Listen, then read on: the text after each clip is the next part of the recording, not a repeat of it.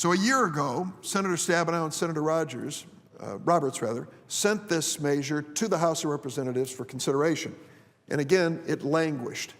It may have been one of the longest running conference committees in the history of Congress. But thank goodness for the perseverance of Senator Stabenow and many others. They produced this document. Now, for those who don't live in farm country, this may seem like a foreign text.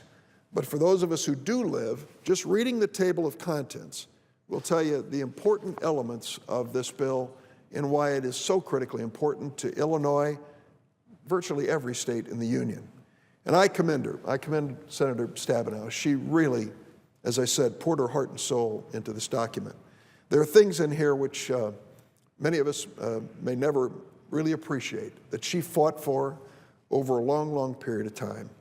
And I'm going to acknowledge a few of those during the course of my formal remarks. But while she's here on the floor, let me give special credit to my colleague. She really took on this task and did it in an extraordinary way.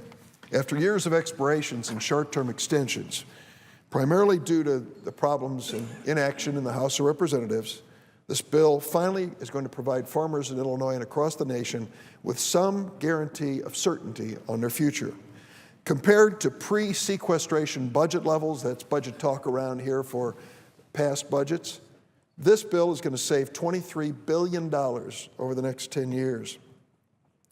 This conference report before us really works to do four things: invest in energy and research, help our rural communities grow. Those of us who represent small-town America know how important that is. Ensure stability for our farmers who face the vicissitudes of weather and markets, and provide food assistance for those most in need, both here and overseas. These are amazing and important goals, and I'm glad Senator Stabenow and all the conferees really applied themselves to make this happen. I am disappointed by one thing, and I know Senator Stabenow will not be surprised. Despite modest reforms, we still provide extraordinary, outsized premium support for many farmers who buy crop insurance. In fairness, this bill eliminates a price support program that was no longer defensible, a program that paid farmers in good times as well as bad. So it really wasn't what it was designed to be, emergency help for farmers in need. And she eliminated the direct payment program by and large. And that, to me, is a step forward. Instead, this bill moves farmers toward crop insurance. And most of us, stepping back, say, well, that sounds like the responsible thing to do.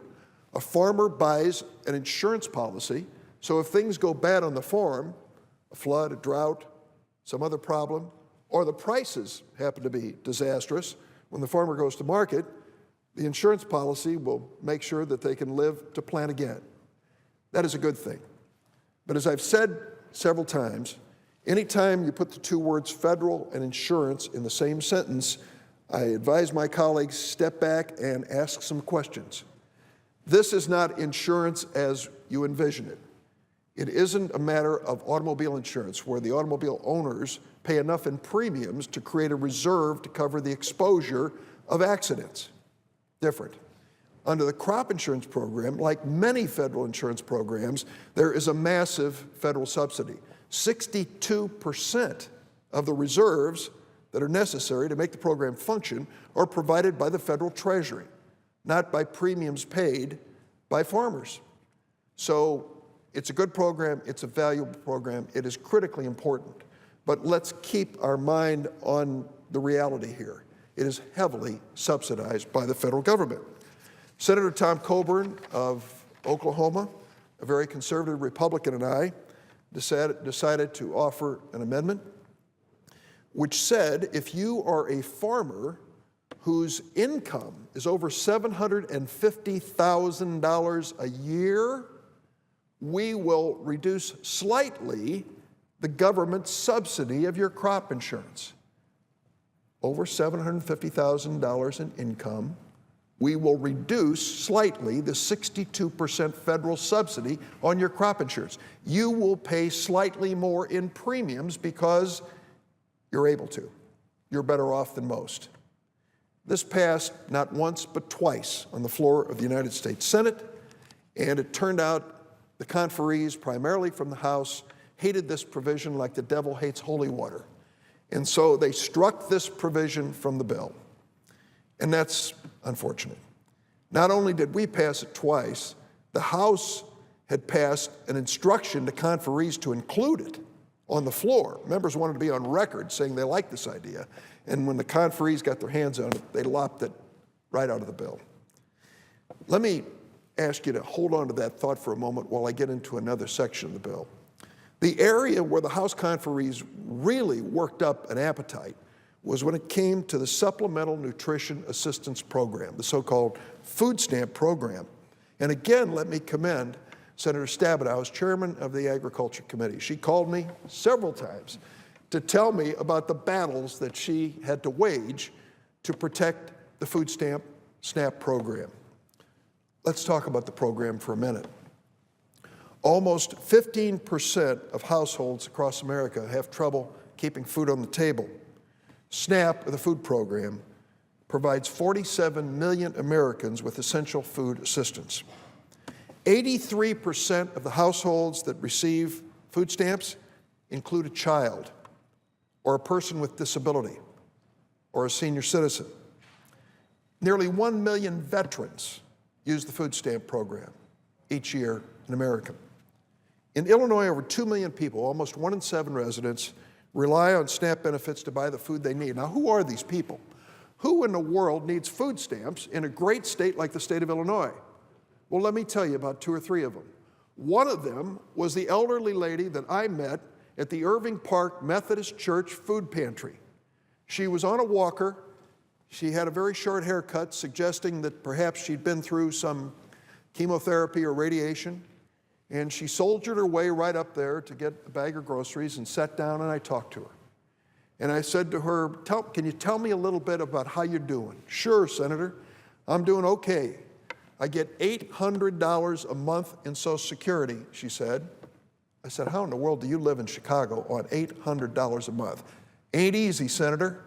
Got to pay the rent, got to pay the utility bills and the basics. And she says, I come to this food pantry and one other one. Each one of them gives me 3 days worth of food. So I get about 1 month, 6 days worth of food out of the 2 food pantries, and I thank them for that. And I get food stamps worth about $130 a month. That's it, folks. That's what she lives on, an elderly person. And when the House Republicans said, what we need to do is cut $40 billion, that was their original recommendation, $40 billion out of food stamps, they apparently had never met this lady and what she was up against. Or they might have met a couple workers that I had a press conference with on Sunday in Chicago, working full time and qualifying for food stamps. One was a fellow who works on the west side of Chicago at a used car lot, does it all, he says. Cleans the cars, shovels the lots, sells the cars, and gets paid $8.25 an hour, which is our state minimum wage. 4 kids. His wife's sick and can't work. He gets food stamps, and he needs them for food on the table for kids, for a full-time worker at a minimum wage job. Then on the other side was a lady who's a waitress. And she told the story of being a single mom. Her son's now 19. She's heading him off to the city colleges of Chicago. That's a great deal. But she works a job which has a guaranteed minimum wage in Illinois of about $4.50 an hour. That's what waitresses are guaranteed, tip wage. Nationally, the tip wage is $2.13 an hour. She says, I don't work in a fancy restaurant, and I'm lucky to come home with $10 or $20 in tips on a day. So do the math.